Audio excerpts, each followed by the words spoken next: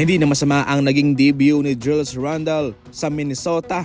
15.6 rebounds and 5 assists ang kanyang kinamada sa loob yan ng 26 minutes. Parang hindi lang siya lumipat ng kupunan, di ba? Hindi magiging problema para sa Minnesota itong transition ni Randle galing sa Knicks papunta sa kanila dahil itong si Randle ay kilala na makaka-fit in kaagad sa bago niyang team at kahit na sa anumang papel na ibibigay mo sa kanya ay ito'y kanyang tatanggapin mga idol at siguradong siya ay makaka-adjust lang kaagad. Malaki ang pagkakaiba ni Randle kay Karl Anthony Towns. Malakas si Towns pero meron ding kalakasan itong si Randle na wala kay Karl Anthony Towns mga idol. Batay sa kanyang performance sa kanyang debut, all around din na manlalaro itong si Randle mga idol at siguradong siya ay magkakaroon din ng malaking impact ngayon sa Minnesota sa season na ito kasama si DiVincenzo.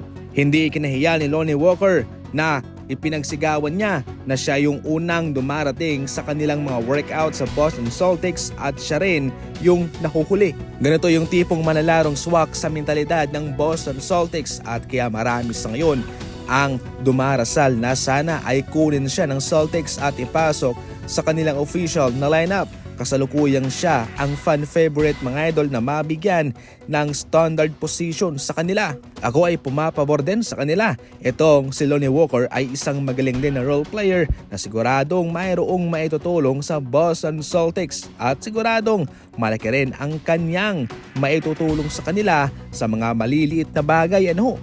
Mayroon na namang magandang problema ang Golden State Warriors. Ayon kay Coach Steve Kerr, siguradong mapagbibigyan talaga si Moses Moody sa kanilang rotation ng mahabang minuto. Pero yan nga ho ang kanilang malaking problema sa ngayon dahil maliban kay Moses Moody ay marami din namang mga manlalaro nilang deserving na mabigyan ng minuto sa kanilang rotation. Hindi lang si Moses Moody ang nagkaroon ng magandang training camp.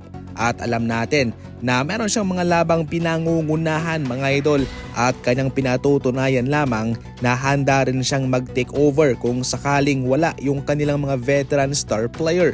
At maliban kay Moses Moody, itong si Landy Waters na mayroong two-way contract ay malakas din ang ipinapakitang performance. 11 points ang kanyang ina-average sa kanyang shooting na 58%.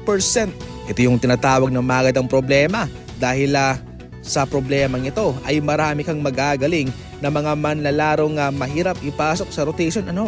Ang maganda lang dito, maraming armas ang Golden State Warriors na magagamit sa season na ito. Mayroong real talk ang former Warrior at former Laker na si DeMarcus Cousins patungkol sa kanyang former team na Lakers at kay LeBron. Ayon kay DeMarcus Cousins, sa tingin niya ay parang hindi seryoso itong Lakers sa kanilang ginagawa especially sa season na ito. Naintindihan niya kung ano ang nagagawa nito kay LeBron. Siyempre, ito'y tungkol pa rin sa kanyang ligasiya. Pero sa ginawa nga ng Lakers na walang ginawang pagbabago at kinuha pa nila si LeBron ay parang hindi sila seryosong mag-compete sa season na ito. Sa huli, dagdag pa ni Cousins kung paano raw natapos ang season ng Lakers noong nakarang season. Sa kanyang palagay ay kinakailangan talaga nilang magkaroon ng malaking pagbabago. Subalit wala nga hong nangyari at ngayon ito'y dumagdag pa. Hindi naman sa hindi pabor si Cousins sa ginawa ng Lakers patungkol kay Bronny James pero ang sa kanya lang ay dapat na maging seryoso naman sila sa season na ito mga idol at bigyan nila ng hustisya kung ano ang gustong makita ng mga Lakers fans. Para sa mga fast break at punto por puntong balitaan, tumutok lang palagi and as always, thank you for watching.